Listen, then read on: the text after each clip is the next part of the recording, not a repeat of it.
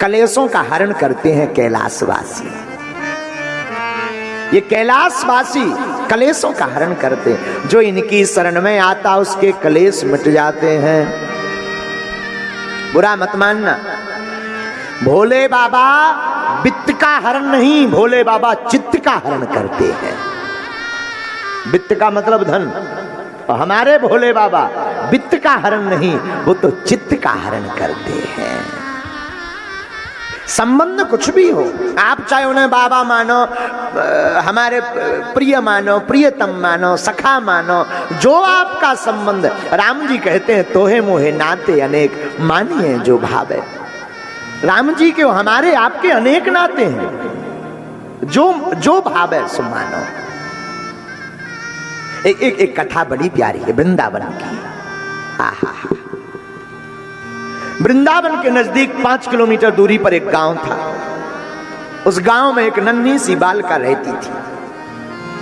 आहा, नाम उसका था सुखवती। 5 साल की बालिका। वृंदावन के नजदीक तो सब ब्रजवासी लोग, अब देखना संबंध कितना अद्भुत होता है। संबंध कुछ भी हो, राम जी कृपा कर देते हैं। सुखवती नाम की कन्या वृंदावन के नजदीक रहती। एक बार उसके पिताजी वृंदावन गए। वृंदावन गए तो पूछा, पिताजी पिताजी कहाँ जा रहे, कहाँ जा रहे? बेटा तुम घर पे रहे, मैं बांके बिहारी तुम दर्शन करने को जा रहा हूं।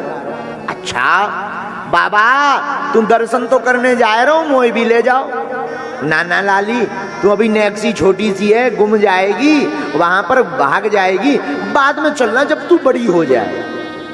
बाबा मोए वृंदावन ते काल आएगो तू, चिंता मत कर, मैं तो वृंदावन ते कन्हैया झूलाऊंगा।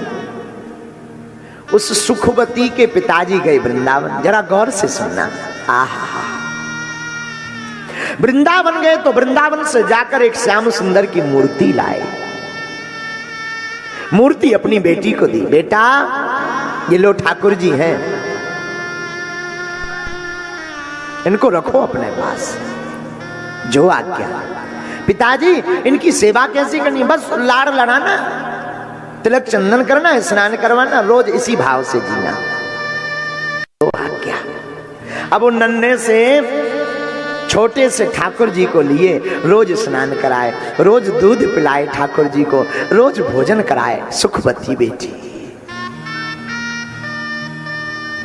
धीरे धीरे कब दिन बीत गए पता नहीं लगा,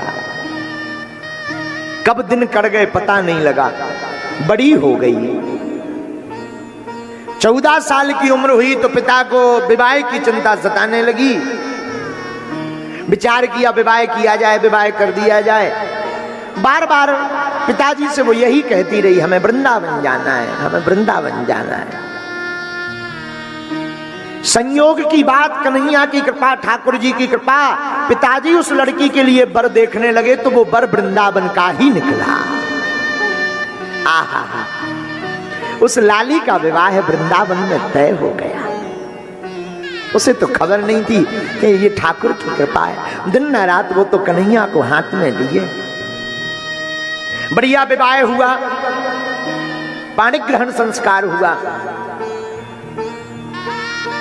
गौना जानते हो? गौना, दुरागमन मुहूर्त।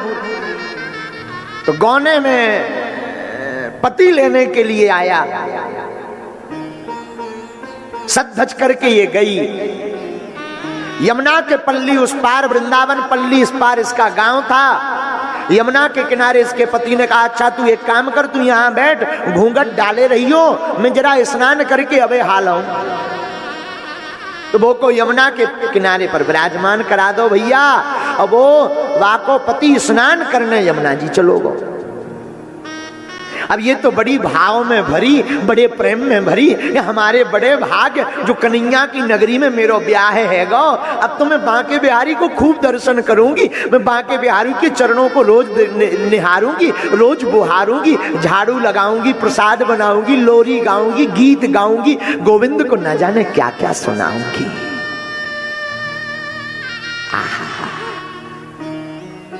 इतने में एक नन्हा सा बालक भागा भागा दौड़ा दौड़ा आया। अरे ओ भाभी, नेक मुंह को मुखरो तो दिखा दे। नन्हा सा प्यारा सा रसीला सा बालक, जिसकी मीठी तोतली रसीली वाणी, एकदम लचीली वाणी, जिसे सुनकर के इसके कान स्तब्ध रह गए। हे भगवान, कोई इतना मीठा बोले, पर इसने घूंघट ना निकाला। क्यों?